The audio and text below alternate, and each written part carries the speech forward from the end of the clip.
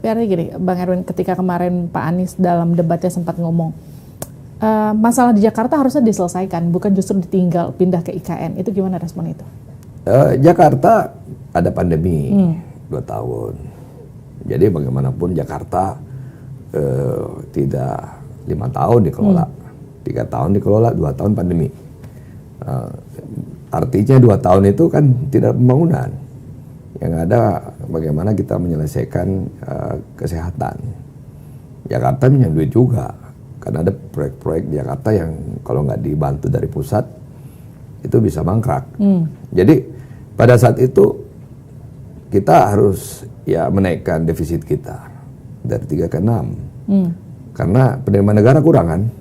Jadi kita harus mengeluarkan bond, sun dan sebagainya, instrumen-instrumen seperti gitu, karena kita membutuhkan biaya kesehatan besar dan itu terjadi seluruh dunia. Nah sekarang kembali lagi ketiga, penerimaan negara udah mulai naik. Jadi kita harus melihat bahwa 5 tahun terakhir ini ada pandemi, 2 tahun, jangan lupa ada pandemi 2 tahun. Jadi pada saat saya tanya kepada pemilih, apakah hidup kamu lebih baik hari ini dibanding pandemi? Jawabannya pasti lebih baik kan? Pandemi susah, hari ini lebih baik. Jadi better today dan pada saat pandemi. Jadi masyarakat kehidupannya, ekonominya mulai membaik. Tapi apa cukup? Belum. Karena ada pandemi pada saat itu. Kalau dianggap gini, perpindahan ke IKN itu hanya akan menguntungkan aparatur negara saja, tidak mementingkan masyarakat, yang pasti elit-elit politiknya aja yang untung, terutama para pebisnis di Indonesia. Gimana tuh responnya? IKN itu kan kesepakatan antara pemerintah dan legislatif.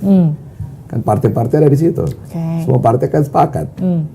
Ya, mau yang partai nomor 1, nomor 2, nomor 3, semua sepakat. Anggarannya pun juga disepakati kan. APBN-nya udah disepakatin. Terus apanya yang mau dipertanyakan? Kalau itu adalah kesepakatan dan ada namanya undang-undang APBN.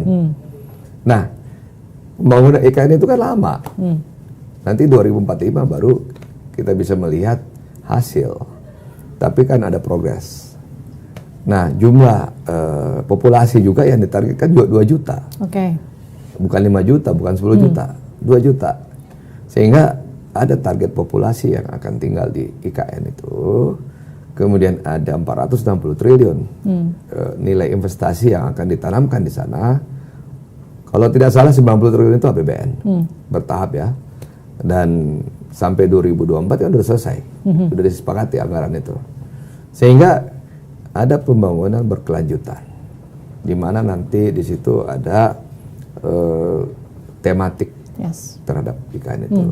Kan kita butuh tematik terhadap kota itu. Sehingga kemudian sedang dibahas sekarang ini Undang-Undang Jakarta. Sehingga Jakarta nanti pembangunannya sudah jelas. Nah, sekarang sedang dibahas lagi bagaimana menaikkan tarif parkir. Ya supaya mobil nggak banyak ke Jakarta. Orang pakai public transport. Nah, jadi istilah saya itu tax the super rich, give back to the poor. Karena ini paham daripada ekonomi Pancasila, ekonomi jalan ketiga. Kalau dibilang gini,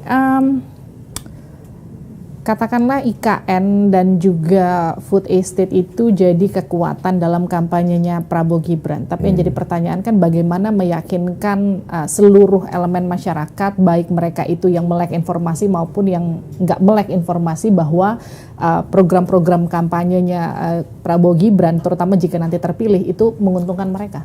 Ya pasti kan, kita berbicara kesinambungan. Kita berbicara memperbaiki. Ada, kita sekarang tahu harga beras berapa, mahal kan, harga cabai mahal. Sehingga kita butuh lahan untuk membangun kawasan yang bisa full mechanized. Karena kan sekarang yang namanya pertanian sudah menggunakan artificial intelligence, sudah menggunakan teknologi dan sebagainya. Sehingga kita ingin ada lahan baru yang kemudian itu menggunakan teknologi dan efisiensinya tinggi. Di satu sisi juga yang lahan yang ada sekarang ini jangan dikonversi jadi perumahan. Coba di Kerawang Bekasi, sawah jadi perumahan sekarang, jadi pabrik. Berarti lahannya berkurang, produktivitasnya nggak naik. Jadi itu juga harus kita pikirkan bahwa kota di Jabodetabek berekspansi. Irigasi yang ada di Kerawang Bekasi membasir, karena dikonversi jadi perumahan dan pabrik. Nah, kita harus merelokasi lahan kita ke daerah-daerah tertentu. Baik.